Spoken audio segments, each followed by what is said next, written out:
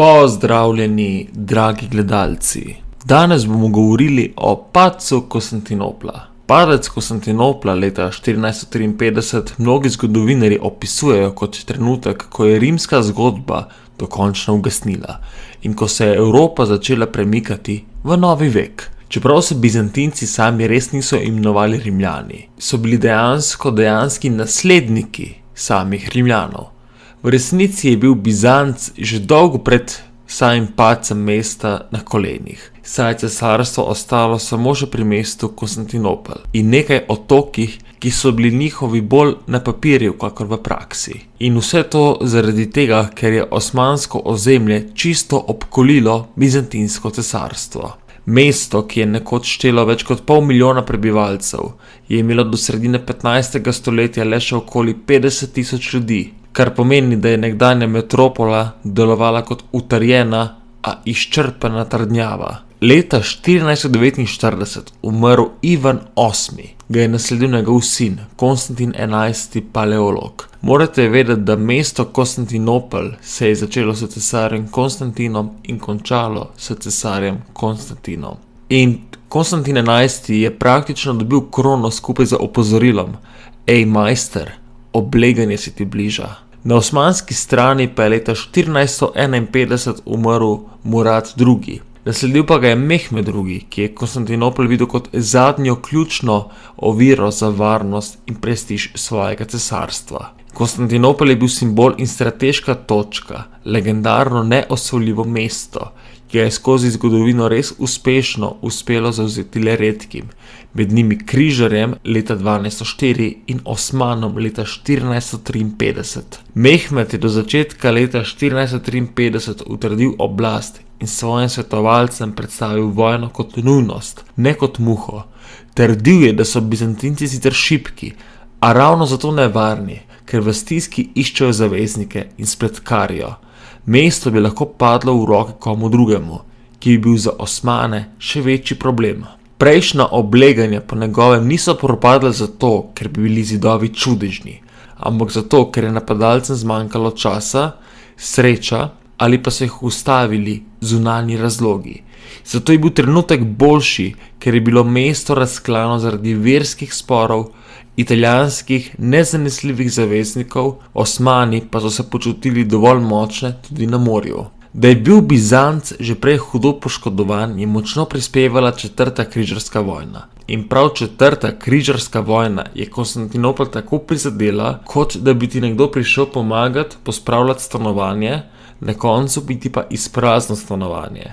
In prav zaradi tega so napetosti med vzhodom in zahodom se nabirale stoletja, od schizme leta 1054 dalje. Dodatno pa so ga poglobile po križarskih vojnah in nasilju med Grki in zahodnimi trgovci. Križarji so sprva želeli proti Egiptu, vendar so se zapletli v dolgove do Benečanov. Zato so namesto tega napadli Zaro.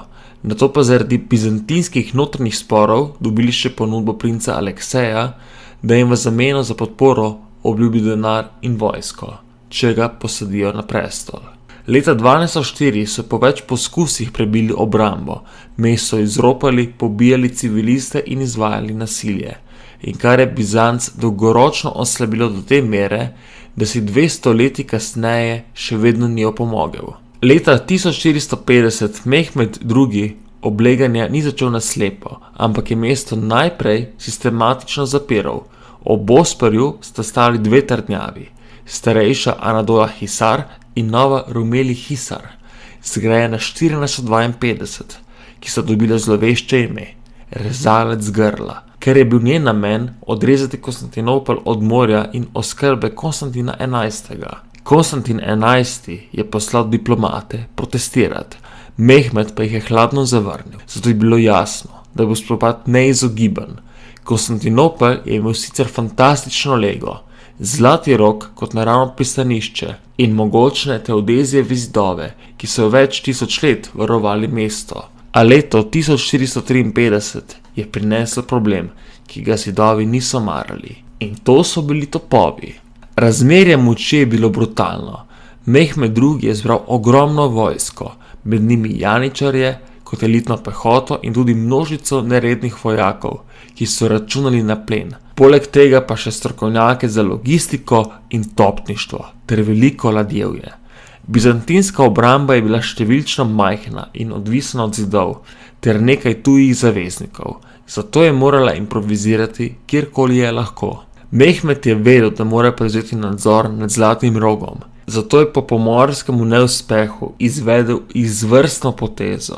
Ladja je dal po kopnem prepeljati mimo verige in jih spravil v pristanišče, s čimer je mesto skoraj povsem odrezal od zunanjega sveta. Osmani so poskusili tudi s kopanjem tunelov in miniranjem, a so Bizantinci z inženirjem Johnom Grantom izkopali protitunele ter jim načrte razbili, kar je bila pomembna taktična zmaga, vendar premalo za preobrat. Največji udarec je bilo topništvo, predvsem zaradi ironije zgodbe z Livarjem Orbanom. Orban je najprej ponudil top Bizantincem, a ga niso mogli plačati, zato je odšel k Mehmedu, ki je dobil točno tisto tehnologijo, s katero je lahko razložil zidovom, da njihov čas mineva. Topovi so bili uničujoči in psihološko strašljivi, branilci pa so poškodbe ponoči krpali z zemljo, kamni in lesom, kot da bi reševali zid z obližji. Bizantinci so imeli malo svoje artilerije, zato so improvizirali, a Osmanom je z neprestanimi napadi in obstreljevanjem uspelo odpirati kritične točke obrambe. 29. maja leta 1453 Mehmed ukaže splošen napad. Obramba po dolgotrajnem obstreljevanju poči. Osmani prodrejo v mesto in Konstantinopel pade. S tem ni padlo le mesto, temveč tudi mit, da so srednjeveške utrdbe večne, saj je smodniško orožje pokazalo, da so takšni zidovi od takrat naprej samo vprašanje časa, vztrajnosti in količine smodnika. Padec Konstantinopla je bil rezultat izčrpanega Bizanca, osmanske številčne in tehnološke premoči ter premišljenega Mehmedovega načrtovanja, od blokade in trdnjav do ladij po kopnem in topov, ki so zaključili tisočletno zgodbo neosvojljivega mesta. Hvala, da si gledal do konca. Če želiš podpreti moje delo, lahko postaneš član kanala ali doniraš. S tem mi boš pomagal raziskovati zgodovino z še večjo motivacijo. Se vidimo v naslednjem videu. Upam, da vam je bil današnji dokumentarec všeč. Če vam je bil všeč, pritisnite like in se naročite. Hvala in lep dan.